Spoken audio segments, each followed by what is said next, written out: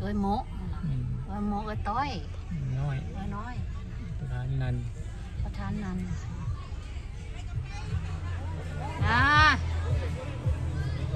มาฮอดโดนแล้ววะหาก็มาวะหาก็มาหากระฮอดหาก็ฮอดอัตบานนี่คุณนี่แม่นวะไปโค้งทับขึ้นจอดมองเงินไปสุดท้ายคุณบ่มีป่ะพุ่นลุมมีสิไปทั้งลุมพุ่นดอกโอ้ยรถบักหลายๆพี่น้องจอดทั้งลุมพุ่นเอารถหลายเด้อคนก็หลายรถก็หลายเป็นอย่างนอกมีลูกนิมิต9 ลูกเหมือนกันเดี๋ยวเอาไปรออีกแต่ละอันนึงไว้เอาลงไว้อันนึงอันใหญ่อยู่ข้างกลางอยู่ในสี่เขาสบายดีสบาย For those of you who are wondering what people do here, what can they do? What should do or what would you like to do to take part in this celebration as we are getting ready to get the celebration of the Buddhist sacred shrine consecration this evening. Please join us in the ขายเครื่องก็จะมาขึ้นมาขายเท่าปีจะมาขายเครื่องขับได้ดิจะมาขายได้ทิศแล้วนี่วันพาดีอะไรอยู่ทางลมอีกเพิ่นซอกจอดบนห้องเพิ่นประชุมสงฆ์เมื่อวานนี้อยู่ดุมฐานเมื่อเขาได้มาทำบุญร่วมกับเปรียบเสมือนให้เขามาสั่งความสามัคคียอดโซฟา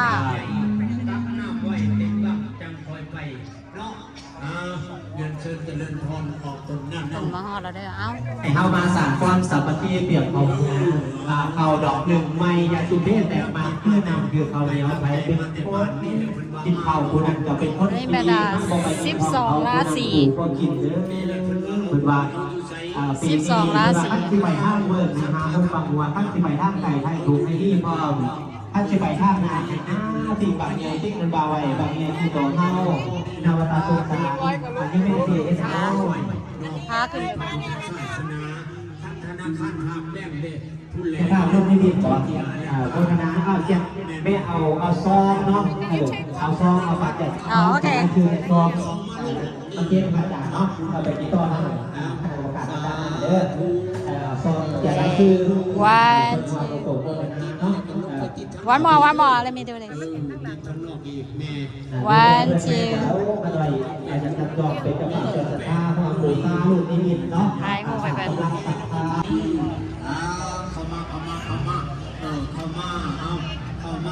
โอเคโอเคแดดนอนงามทางเข่าด้วยคนสีน้ำตาเนาะถวายอันนี้บาทโนเดชั่นบาทใหญ่ๆอยู่ตนาเลยเขียนแล้วการเรียนเชิญเจริญพรเด้อเข้ามาถ้าผู้ใดมีพาใจ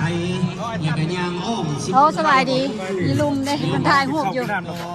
จังหน่อยหาก็มาฮอดแม่นหรอขอเชิญเจริญพรของคุณญาติโยมเนาะผู้ใดที่อยากจะจองเป็นเจ้าภาพเจ้าศรัทธาเทียนใสในค่ำคืนของบุญแลเนาะเพื่อจะมีพิธีจุดเทียนใสก่อนที่เขาจะได้เริ่มพิธีสมโภชขอเชิญเจริญพรผู้ใดอยากเป็นเจ้าภาพเจ้าศรัทธาตีข้องเด้อได้ทั้งคณะกรรมการหรือว่าผู้เป็นผู้บริหารของเราที่ทำหน้าที่อยู่เต็มก่อนประลับพิธีสถานที่แห่งนี้เนาะเป็นว่าเรียน199เหรียญเอาตัวโยมเนาะแต่ว่าคนที่ทอนเอาตัวโยมเนาะก็เป็นร้อยได้เลยเอาตัวโยมเนาะหรือว่าอยากได้ไม่ทอนเพียงแต่สิบวันเท่าไหร่เนาะหรือว่าอยากดูแก้มากกว่านี้เนาะดูโกงเอาแล้วก็ต่อไปเนาะถามว่าทางคณะกรรมการของเราหันเตรียมพร้อมด้วยกันเนาะหลังจากพิธีการทางนาลีเข้าสู่รายการเนาะพวกเราก็จะต้องประจำหน้าที่เมื่อทุกคนใช้เวลาโมเดิร์นเนาะตัดดูโป่งเนาะ นะครับเพราะคณะเดียวกันนี้มีเจ้าหน้าที่จากฮาวชัมคาตีของเราเนาะเป็นเจ้าบ่าวเปิดงานเพื่อเป็นพิธี พระอ้อมบังเดิม ขณะนี้อยากให้ไปกันจัดสถานที่บริเวณเนาะไปได้ เจ้าศรัทธา เขาเจ้าสีฟอนอยู่ได้เนี่ยได้บ่มีมาจากนัทเทนเนสซีเนาะจิมมี่คนเดียวจิมมี่คนเดียวแล้วก็แฮนรี่บอดี้โอเค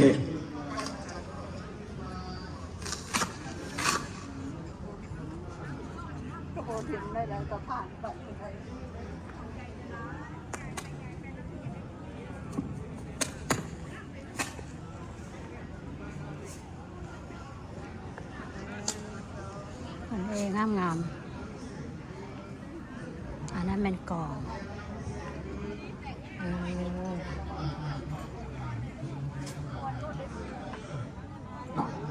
บ่มีสัมปทานบ่อยู่ใส่สัมปทานเจ้าหน้าที่สัมปทานมากางไว้ให้พิธีกรในที่ ใช่บ้านเขา พ่อแม่ครูบาอาจารย์ เพิ่งไทยบ้านเขาไทยบ้านเขาน้องฮอดโดดแล้วป่ะ พระสงฆ์เขาจะยังอยู่ประมาณ2แถวหนึ่งแต่ว่าเที่ยวนึงประมาณ6ตังค์ ทั้ง เอาไว้เข้าไป ทางไล่ทางสบายดีคนงาม คนไทยบ้าน ไทยบ้านเดียวกันก็มาเจอกันอีกฮ้อนแท้ฮ้อนว่า ขอก องลายเนาะ เข้าสู่เต็น กองเพิ่นหลายๆเด้ ถ้าว่า บ่ไหวอ่านบ่ไหวเด้อหลายสิพาเบิ่งผ่านๆไปเด้อพี่น้อง เพราะว่าอากาศช่วงนี้เขาเอาเสื้อเล่นเลย อากาศ อยากไปในจังไรด้อยเนาะ อยู่ทางในนี่ เพราะว่า ฮ้อน เขา ขนาด บ่ นี้ สามารถเย็นเรียวแต่สภาวะแต่ละมื้อ ลาย บ่ ก คือ อง กัน ลายกองลาย ฉะ นั่น นั้น เนาะ เขาก็ต้องสู่กับสภาพ แล้วก็เจ้าหน้าที่ อันนี้อีก ทุกเจ้าหน้าที่ทุกทีเนาะจัดเบิ่งแย่งเพื่อความสะดวกสบายให้แก่ญาติพี่น้องของเฮาเป็นแขกผู้มีเกียรติที่ได้มาร่วมงานในมื้อนี้มีทั้งจากหลายๆหลักเนาะยุติซะก่อนเนาะเพื่อเป็นคนตกน้ำเจ้าหน้าที่เพราะว่าได้แขกต่างบาทแค่จำเรื่องพื้นบ้านเนาะเอากะเห็นในเป็นระเบียบเรียบร้อยทรงมาเข้าเป็นผู้ที่มาเขาแบบว่าพุทธศาสนาก็เป็นครูบาอาจารย์การสอนให้เขาเป็นระบบระเบียบให้มีอาจารย์ธรรมจริยวัตรอันจบงามโดยเฉพาะกับผู้สุภาพสตรีและผู้สุภาพบุรุษที่ได้มาอยู่สหรัฐอเมริกาเนาะบางคนแต่งตัวสวยน้อยคณะนี้ก็ผมเป็นครูบาอาจารย์เขาลงมาบรรลุกันหน่อยนะ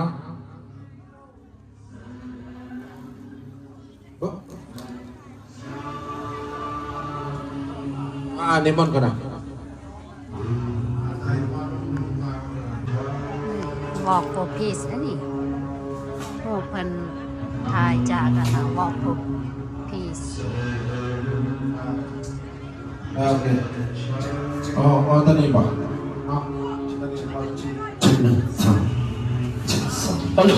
นี่จบ7 8 9ชุด ไม่ก็ผมไม่ใส่วะเอามาลงเอาตัวนี้ใช่ไหมตอนนั้นมันอยากเรียกเปิดเป็นมันจะฮอตเป็นยังไงจัดไป6ที่นั่งกันนะ6ที่นั่งเนาะเป็นตรงๆเลยก็ได้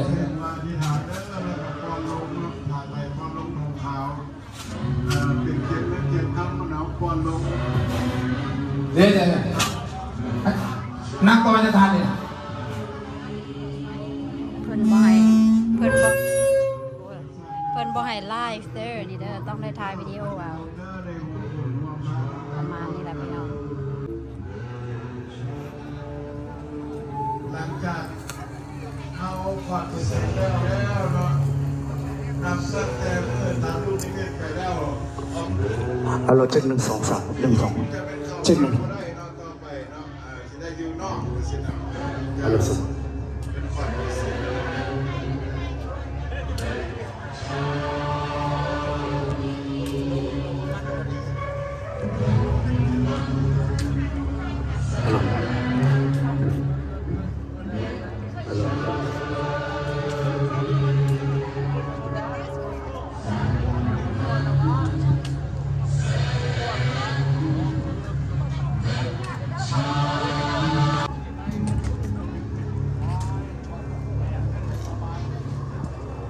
ยกใส่เข้าเท่าใส่หัวเด้อ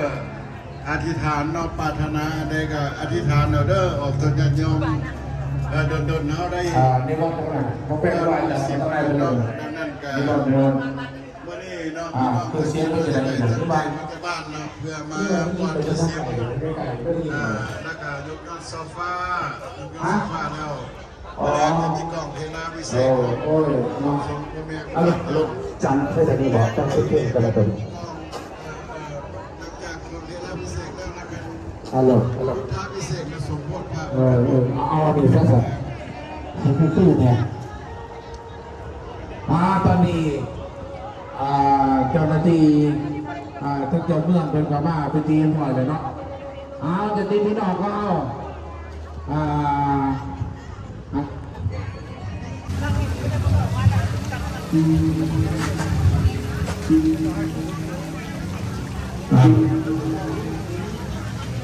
คณะกรรมการต้องเข้าคณะ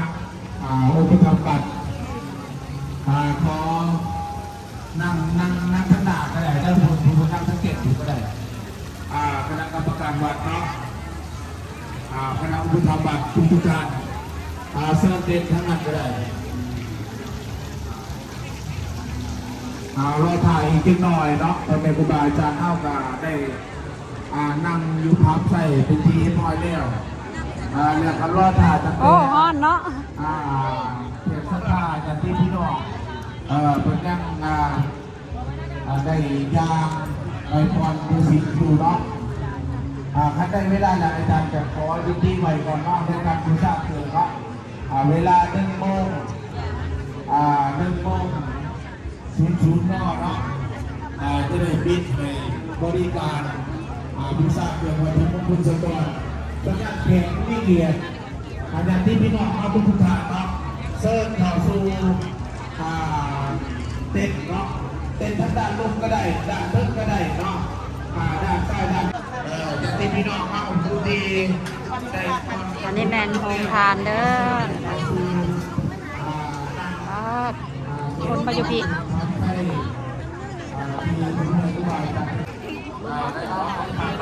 ลมมาเป็นบาทเนาะเ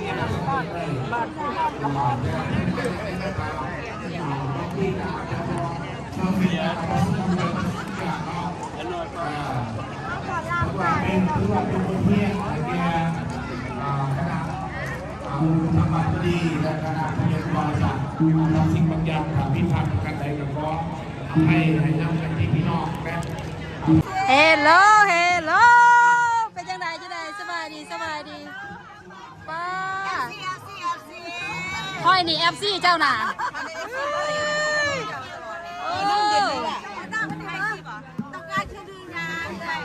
เอาน้ำหยังโอเลี้ยงกาแฟน้ำลำไยกับเอาน้ำลำไย โอ้มีแต่น้ำลำไยผมมีไฮทองคำแดง แม่นป่ะ ผมมีไฮทองคำ หายท้องเขาบอกไปเสื่องไว้ใส่ เสื้อไว้อยู่ร้านทาน ได้ยินว่าลูกแต่3 โมง 4 โมงบ่ได้รับบ่ได้นอน ได้รับบ่ได้นอน เอาแท้เอาว่าคือสิได้บุญหลายเนาะทุกเจ้านี่ โอ้ยอิ่ม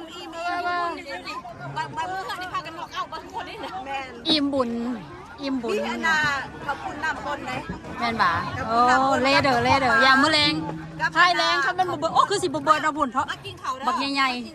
โอ้ว่าบ่ได้เลยสปอตหมอเลยนะ ๆเบิดหม้อแล้ววะหม้อบักใหญ่ๆเนาะ มีกระเพาะปลา แม่นบ่โอ้thank you พอดีฮ้อน น้ำกระเจี๊ยบกระแสบเลย ๆน้ำกระเจี๊ยบโอ้ก็ให้กินอันนี้ก่อนตีซิมตัวนี้ก่อนเบิดมือสิยางรออยู่แถวนี้แหละ เขาเลยหอดนะ มันฮ้อนแมน มันหอดนะอยากได้ น้ำแขนต้นน้ำพันเด้อ เช็ดสีชมพูโอ้แต่คือยิ่งว่าขันยุงกับขันอนาขันยุงนี่ว่าขันยุงนี่ว่ายังก็ขันโฮม คันหมคันยุง อัมเบรล่า คันยุงคันหม ขันโฮมก็ได้